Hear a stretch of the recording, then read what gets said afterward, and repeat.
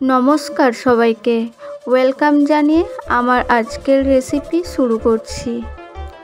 আজ তৈরি করে দেখাবো বাঙালির অল টাইম ফেভারিট সন্ধ্যেবেলার প্রিয় রেসিপি আলুর চপ, যা তৈরি হবে খুব সহজে আর স্বাদেও হবে একদম বাড়ির পাশের তেলে ভাজার দোকানের মতো।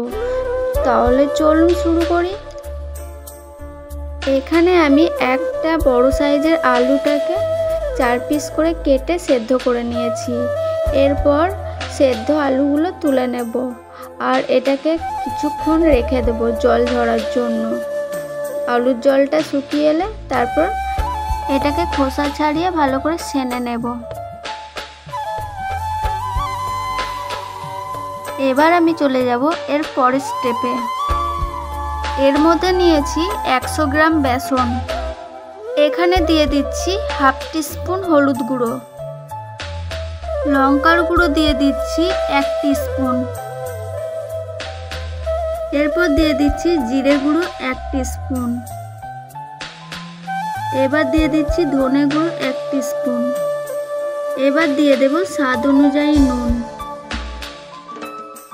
এরপর এখানে জল অ্যাড করছি।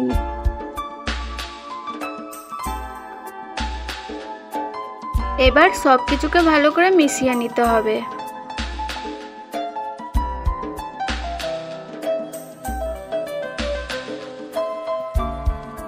ফাইনালি এর মধ্যে দিয়ে দেব বেকিং পাউডার। এবার বেকিং পাউডার দিয়ে ভালো করে ফেটে নিতে হবে।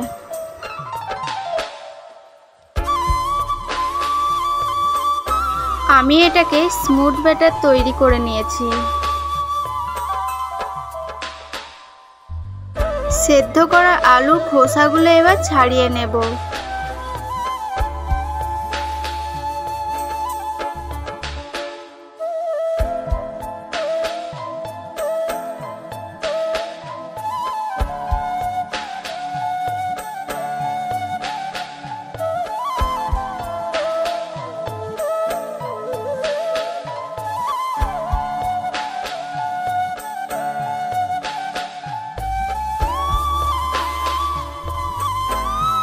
এবার একটা প্যান গরম করে নিয়ে নেব রিফাইন্ড অয়েল।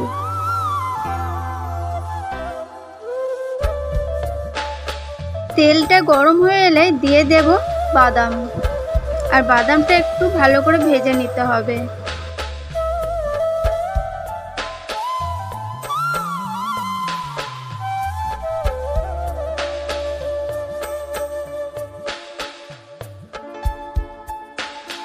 বাদামটা ভাজা হয়ে গেছে, এরপর আমি একটা পাত্রে তুলে নেব।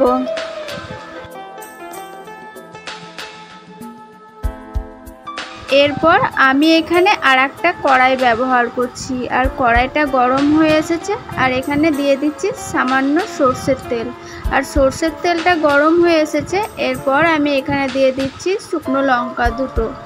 তো দুটো শুকনো লঙ্কাকে আমি 4 ভাগ করে নিয়েছি। তো এখানে দেখতে পাচ্ছ, এরপর দিয়ে দিয়েছি আমি কুচানো পেঁয়াজ। এবার পেঁয়াজটাকে হালকা লাল করে ভেজে নিতে হবে।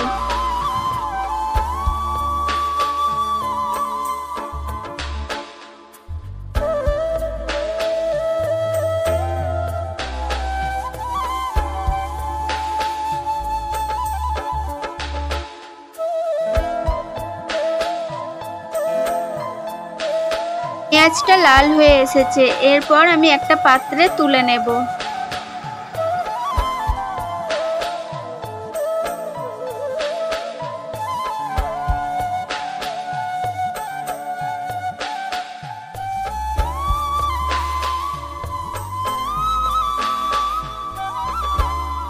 এরপর এখানে দিয়ে দেব স্বাদ অনুযায়ী নুন। এরপর আমি এটাকে ভালো করে মিক্স করে নেব।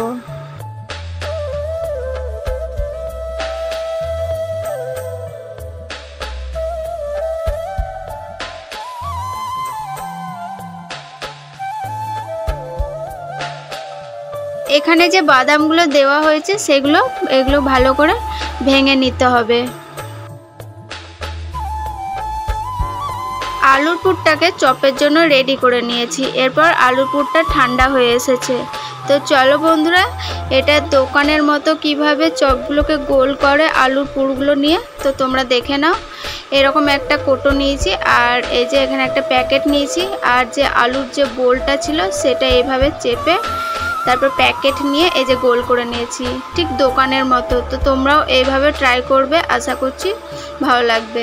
আর আমার এই ভিডিওটা যদি তোমাদের ভালো লেগে থাকে লাইক কমেন্ট শেয়ার করে দিও, আর অবশ্যই কোনো প্রশ্ন থাকলে কমেন্ট করো, আর সবাই সাবস্ক্রাইব করো আমার চ্যানেলটিকে। তো পুরো ভিডিও দেখো, কেউ স্কিপ করো না, স্কিপ করলে অনেক কিছু মিস করবে। তো চলো, আমার প্রত্যেকটা বোল আমি এরভাবে করে নিচ্ছি।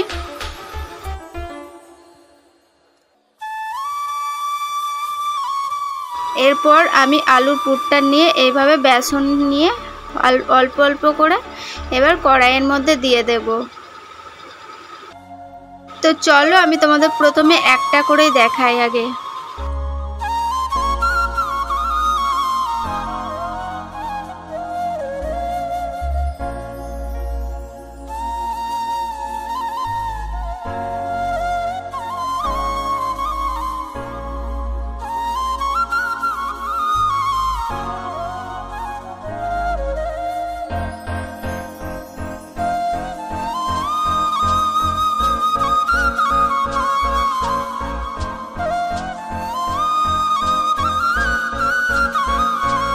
এইভাবে প্রত্যেকটা চপ আমি রেডি করে নেব।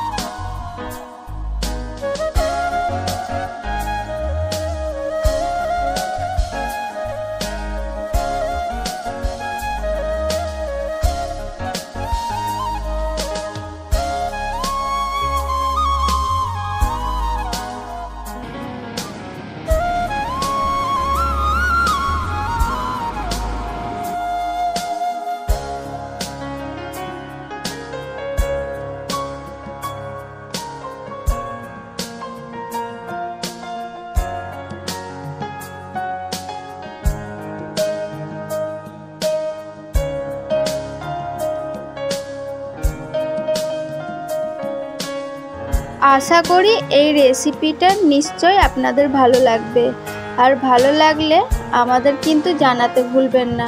বাই দ্য ওয়ে, আমি অঙ্কিতা, আপনারা দেখছিলেন আমার ছোট্ট রান্নাঘর। দেখা হচ্ছে আপনাদের সাথে আর একটা রেসিপি নিয়ে নেক্সট এপিসোডে। ভালো থাকবেন, সুস্থ থাকবেন।